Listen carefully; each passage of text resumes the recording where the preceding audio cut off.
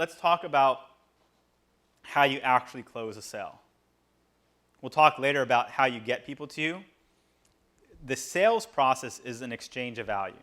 So let's break down sales versus marketing. Okay? The sale is about an exchange of value. Marketing is about getting somebody interested in having that exchange of value. PR is about building awareness for your product and service altogether. Right? So we're going to talk about sales, marketing, and PR. PR is just about getting the word out and having people aware of what your product or service is. Marketing is about driving people to you, or you getting in front of them, such that they raised their hand and said, yes, I have some interest in this product or service. Now I'm open to a dialogue. I'm open to having an exchange about it. So that may be as simple as you clicking on an email to see more about a product or service. Maybe you taking some time to come to a seminar. Maybe you calling a number in. And the sale is the exchange of value. And I really want to impress on this because the key word I talk about in sales is value.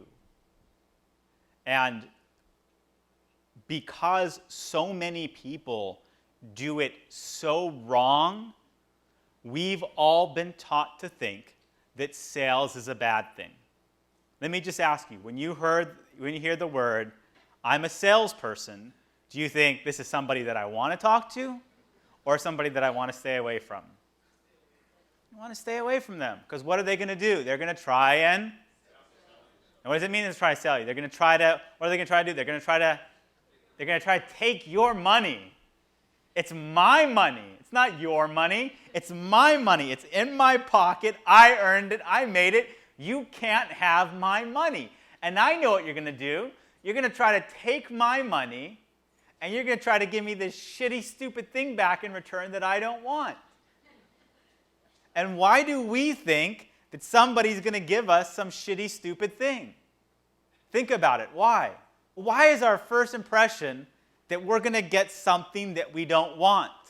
We don't see the value they have because so many salespeople tell us what they're going to do for us, what they're going to give us, what they expect in return before they have any idea of what we want at all. But I'll tell you what, if sales is really an exchange of value and we were stuck on a desert island and we were dying of thirst and starvation and somebody came by and the first thing they asked is, hey, do you need some water and food? I'm a salesperson. I have it for trade. We wouldn't think the same way about that salesperson. We'd be like, you are my new favorite best friend. Anything of my worldly possessions is yours if I could just have a sip of that water and a bite of that food. The reason we're so adverse to getting sold and the reason we're so adverse to sales in general is because people are always trying to tell us to take something that we don't want. And that's annoying. That's frustrating. But I'll tell you what, when someone figures out what you want and what you need, which is a lot of stuff. You all have a lot of stuff. I'm just saying, like, you have a lot of stuff. You got a lot of clothes, you got a lot of possessions, you got a lot of things, you got a lot of stuff you like to buy, you got a lot of food you like to get, you got a lot of movies you like to watch, you got a lot of stuff that you like to do, all the stuff that you want to do. Think of every decision that you make every single day that in some way requires an exchange, whether it be money or something else. You're probably making hundreds of decisions a day where there's an exchange of value in some way or another, and not always monetary. There's a lot of stuff that we all want, that we want to do. Could you imagine if somebody could just figure out what that stuff that you wanted and really give you something that you want a lot? That's what the sales process is about. So there's a 5-step sales process. And if you follow this process, I promise you, you will always close a sale and exchange value. And again, it's an exchange of value. I am going to get something from you that you give me voluntarily because you believe what I'm giving you back in return is of equal or greater value.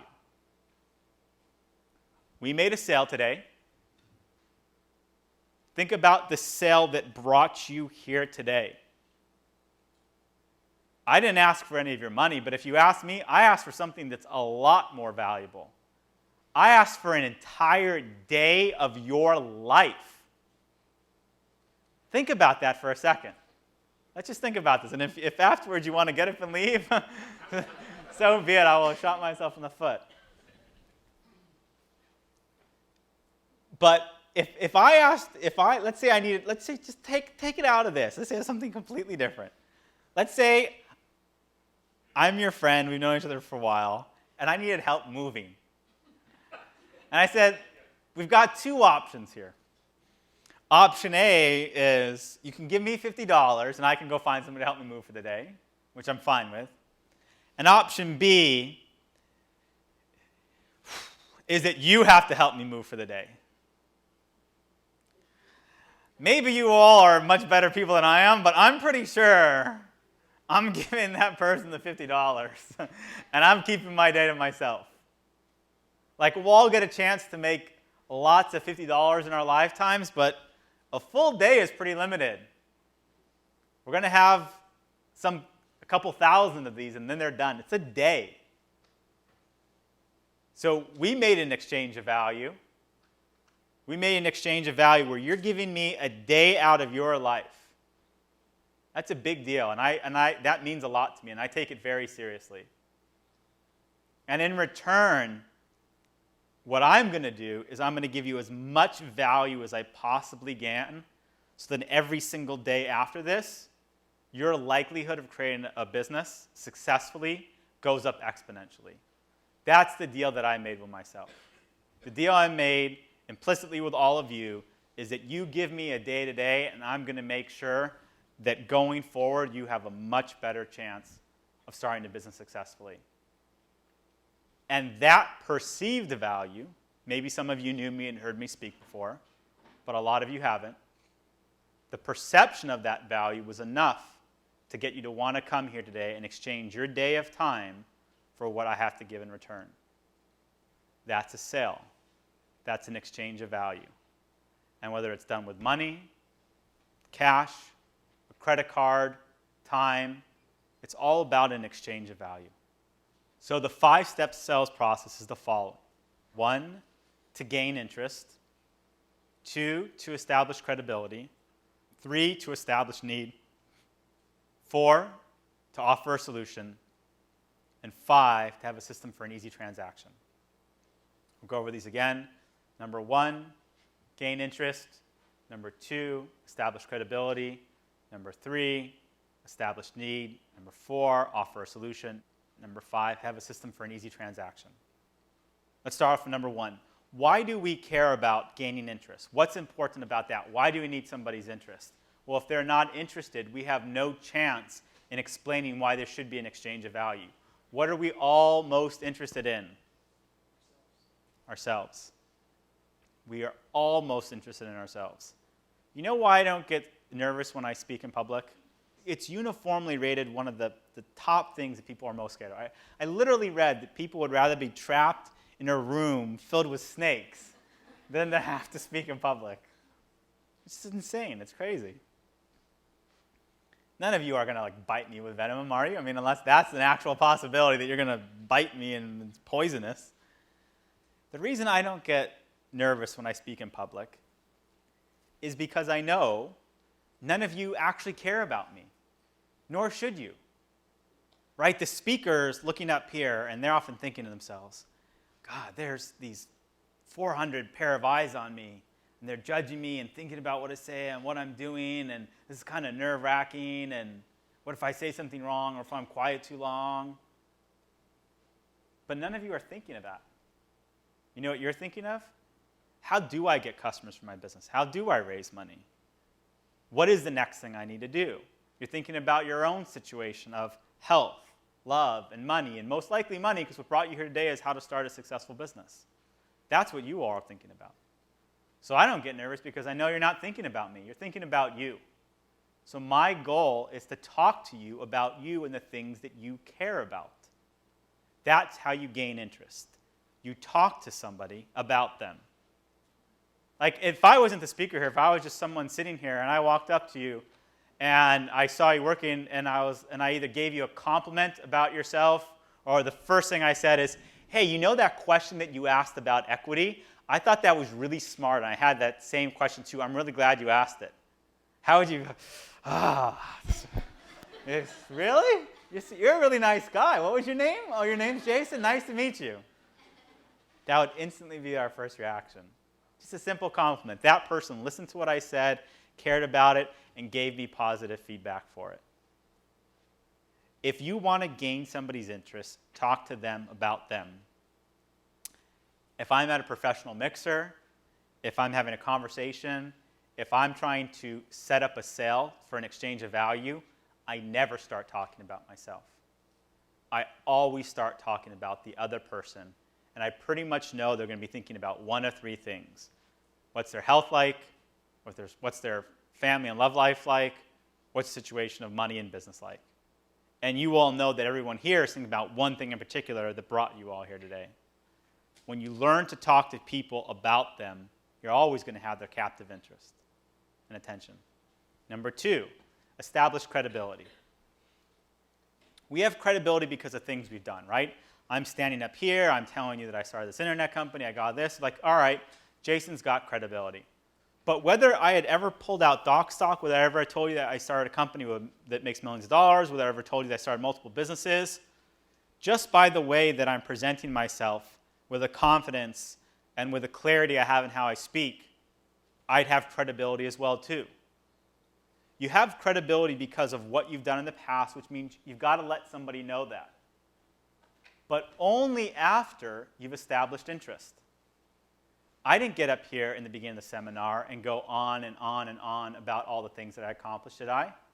In fact, a lot of you are probably wanting me to talk more about my personal life and my achievements as a metaphor for things that you could do yourself or as an example.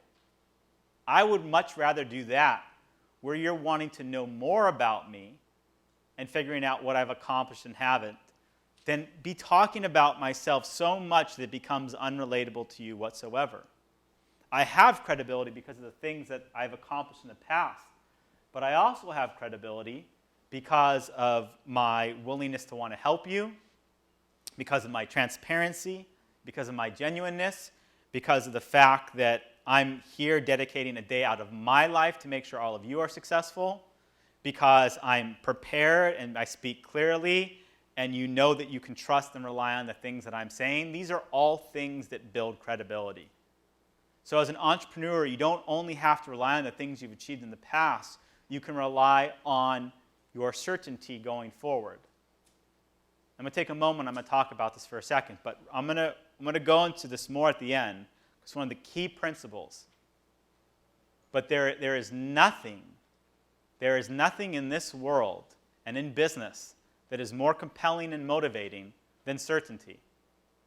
And your own certainty about your success, about the ability of yourself to create a big, successful business, is a currency.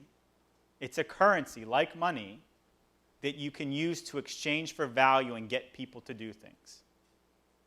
So if you're trying to build credibility and you don't have these things in the past that you can say, you can build credibility just with your certainty about what you're going to accomplish. Because there's a limited number of things that we can actually accomplish in life. There's an unlimited number of things that we can have certainty that we can get done with. Number 3, establish need. And this is something that, quite honestly, women are just so much better at than men naturally. And there's always exceptions. But if, for those of you here that, women that have a boyfriend or husband, like when you come home and you've had a really tough day and you just kind of want to talk about something that was going wrong at work or something else, what do the guys always try to do? I always try to fix it, right? Here's what you should do. If you just did this, you should have done that. Why didn't you do this? Let me tell you what to do so you don't feel this way. And the response a lot of times is I'm actually not trying to fix this. I'm just trying to hope that you understand how I feel. I don't need anything fixed. I would just like you to understand how I feel in this moment. And that's really all that I'm looking for. And that may or may not be, but until someone understands your situation, don't you feel like you don't even want to talk to them about it? Haven't you felt before that until if someone doesn't get your particular situation, you don't even want to hear anything they have to say about it? It could be in a relationship. It could be in business. It have to be your health, anything. But if someone doesn't understand how you really feel about something, it's like it drains all the energy from you to even want to have to talk about it.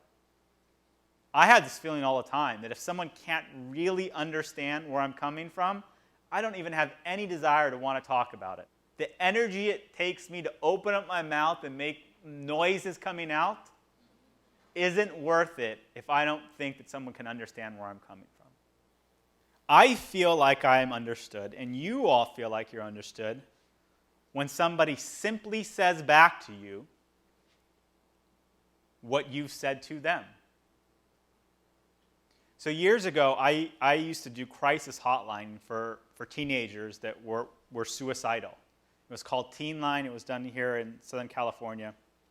I went through this 10-week intensive training course with a therapist, because obviously we were teenagers ourselves, so we weren't getting trained as therapists, but just trained to take these calls. And they talked about this process of active listening.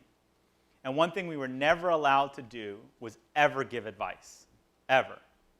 But what we would do is we would listen to the problems that these teenagers were having, our fellow peers, and we would just keep listening to start. So we would let them talk, right? They would usually call and they would start talking about what was going on. And one of the most important things I learned was just because someone stopped talking doesn't mean they're done talking. That's really important. Just because someone has stopped talking doesn't mean they're done talking. So what I will often do, that people in my office see me do and other people, is we'll be in a conversation, you'll be talking to me, and you'll stop talking, and I'll just look at you with full eye contact and just kind of smile and let you know it's okay to keep talking. And it's in those moments that people tend to share the things that are most important, because they know that somebody really is listening. And then when somebody finally is done talking, I don't need to give any advice. I don't need to tell them what to do. All I need to do is say the following phrase. You know, it sounds like, or it seems like, followed by repeating and summarizing exactly what they just told me. And in that moment, the person that was explaining their situation will literally feel an infusion of energy, like this huge 1,000-pound weight has been lifted off their shoulders and put aside. And let's say this exact phrase, "Oh my God, I can't believe it. Somebody finally understands me. Thank you so, so much." I didn't tell somebody what to do. I specifically didn't say the phrase, "I understand." All I did is I really, really actively listened. I let that person keep talking until they were done talking. And then I repeated back to them with their own words what their situation is. And that person felt like, this person really understands me. And that's the key of establishing need. You may actually know what somebody needs. You may know exactly what somebody needs. But unless the person that you're in a sales process with feels like you know what they need, it doesn't make a difference. Unless the person that you're in a sales process with feels like that you know what they need, it doesn't make a difference. And once you've established need, the rest is just coloring by numbers. Everything in a sale is just establishing need. Everything in a sale is establishing need. Everything in a sale is establishing need. Do I need to say this again? Everything in a sale is establishing need. Get it? You guys don't get it. It takes a little while. Because after 10 years of doing sales, I don't even get it all the time. Everything in a sale is establishing need. You can't sell somebody until you've established need. It's impossible. No one will voluntarily make an exchange of value if they don't feel like you understand what it is that they need. We will only make a voluntary exchange of value once we feel like this person understands my particular situation and the product or service that they're offering matches my need. And that's what sales is. Sales is not offering somebody something. It's not telling them what they need. It's not pushing it on them. It's not trying to get their money. It's an inquisitive, thoughtful process where you actually become nothing more than somebody asking a series of questions. And what you're trying to figure out is, what is it that that person needs? What do they need? And once you figure out what they need and they feel like you understand, if your product or service fulfills that need, that's it. The sale will be done. There's nothing more to it. All you literally need to do is say, listen to somebody talk, and it's like, I am really trying to figure out how to raise money here. I've been trying this for a year. Nobody gets what I'm trying to do here. If somebody could just show me, I'd be happy to, but I don't know what kind of person to go to. I don't exactly know how to put together a business plan. People have told me I don't know what to do. I need to raise money. And if you just empathize with that person to the point that they feel like you understand and I can actually do something to help you raise money, that's it. You'll voluntarily give me your family's lifelong jewels if I'm really the person that can do it. So offering a solution is nothing more than making sure that you can ethically say, my product or service is the thing that fulfills the need that you're looking for. It does A, B, and C, and A, B, and C is exactly what that person said that they were looking for. And then you go to the final step, which is an easy transaction. And you'll know that somebody wants to have an exchange because they'll say a phrase like, that's great. What do we do from here? How much does it cost? What are the next steps? And as soon as somebody says that, the next thing to do is say, hey, here's a system for an easy transaction. And if that's online, you get people to a credit card page easily, and you don't put a lot of stuff in front of them, which we'll talk about how to do a sale online. If it's on the phone, say, great, let me get your credit card number right now, and we'll have that product shipped off to you in the next 24 hours. If it's in person, you say, please come into my office, we'll sign some paperwork, and I'll get you, the car, I'll get you the TV, whatever it is. The 5-step sales process is gain interest with somebody, establish credibility, establish need. They've got to feel like you understand what they need most. Offer a solution, which is nothing more than coloring by the numbers. You needed A, B, and C, and D? Great, I can give it to you. But until you've established need, you can't tell somebody that your product or service matches what they need because it won't make any difference. They won't be hearing you. They won't be feeling you. They won't have that emotional connection to you yet because we buy an emotion and we justify with logic. And then we have a system for an easy transaction. And whether it's a hair salon or whether it's an online mobile app business, it's the same process. It just, whether somebody goes through it in a verbal conversation with you or they go through it by reading a bunch of text. It's a 5-step sales process, which is how you sell any single thing.